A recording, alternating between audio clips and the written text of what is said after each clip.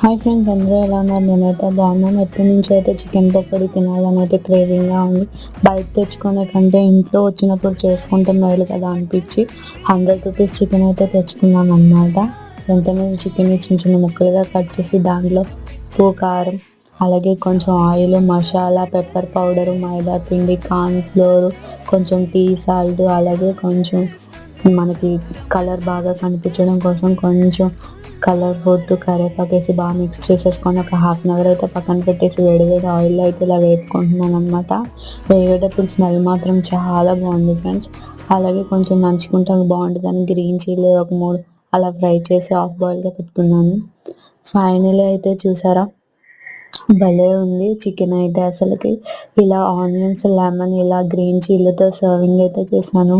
Taste అయితే చాలా బాగుంది ఫ్రెండ్స్. చెప్తేనే నోట్లో నీళ్ళు ఊరుతున్నాయి. Okay, bye bye guys, like చేయండి.